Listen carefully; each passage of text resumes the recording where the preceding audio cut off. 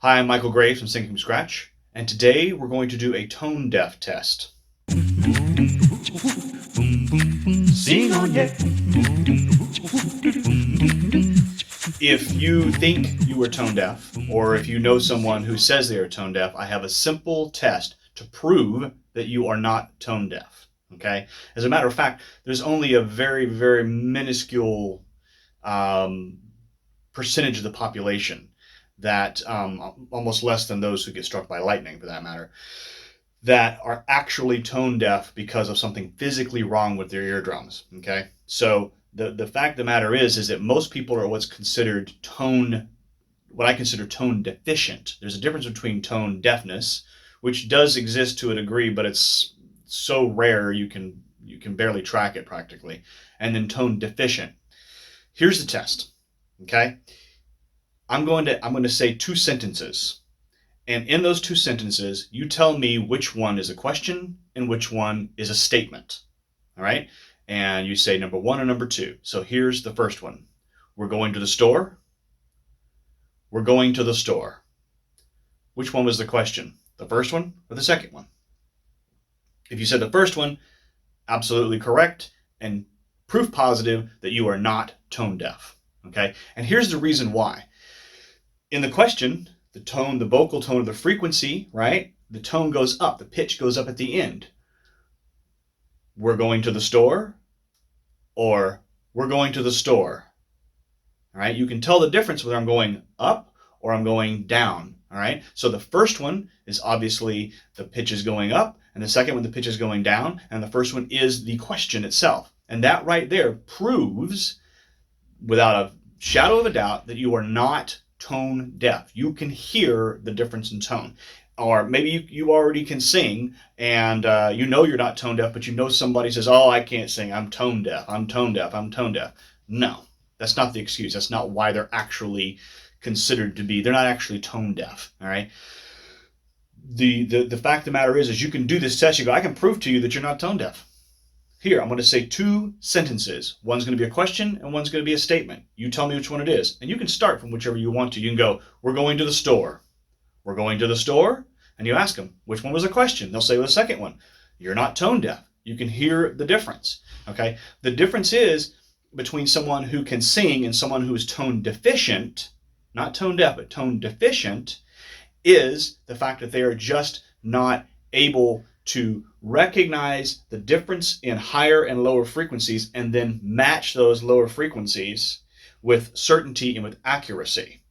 All right? So the person who says they're tone deaf, they can ask questions too. They can make statements, even getting down to the fact that you can tell from somebody's tone of voice what kind of mood they're in or what emotion they're doing. We're going to the store, right? So the way that was said and the tone and the pitch that went down sharply at the end says that, well, he's kind of angry, like, oh, great, we're going to the store.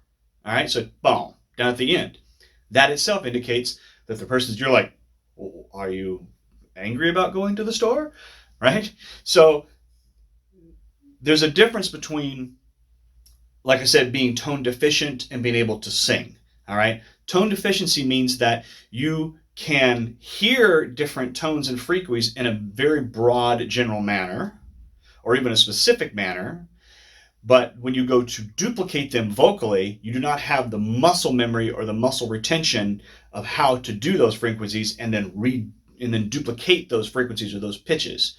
So the general thing is I can go la la la la la la la la la la la la la la la, right? And you can tell that this is the lower one. La is up here, right? Okay, well, simply put, is that person, I can go, sing this note, la, and they'll go, la. Okay, they do not have, I don't have the connection between what they are wanting to reproduce and what their voice is actually doing. So all you got to do is to train that, is to get to where you're matching that pitch, you're matching that frequency, and then recognizing and remembering how it feels with the tension of your throat, how it feels with that tension right there of how tight are you making the vocal cords to hit that frequency.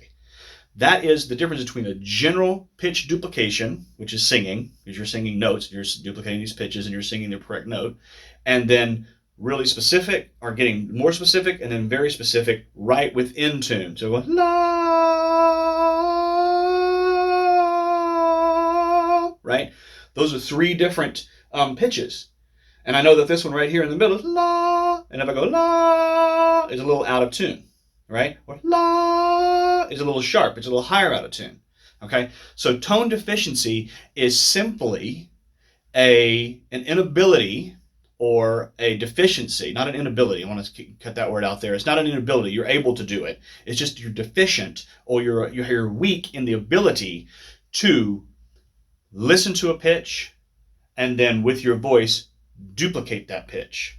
And all that takes is time and practice to close the gap between being way out of tune and out of pitch with something, and then bringing it into pitch, right, with the other note, and then feeling what it feels like to be way out of pitch and what it feels like to be in pitch. So really, at the core of everything, with 99.99% of the population, tone deafness does not exist. It is tone deficiency, and that can be taught. How to sing, that can be taught out of somebody. You can bring somebody who is tone deficient into tone efficient, which is singing. All right, well, my name is Michael Graves. I'm singing from scratch. If you'd like to learn some drills and so forth on how to actually do this, or if you know someone who wants to learn how to sing, they're tone deficient, my course, Singing from Scratch, gives you step-by-step detailed instructions and exercises on how to close that gap to be able to then get into pitch. So www.singingfromscratch.com. My name is Michael Graves. Subscribe to my YouTube channel, like me on Facebook, and I'm going to go more in depth with this with actual exercises that you can do in my podcast, Singing from Scratch. You can see it on Stitcher, TuneIn, Spotify, Google Play, iTunes, all the major ones. So check it out. It gives you some practice stuff to do, and we'll see you next time. Sing on, yeah.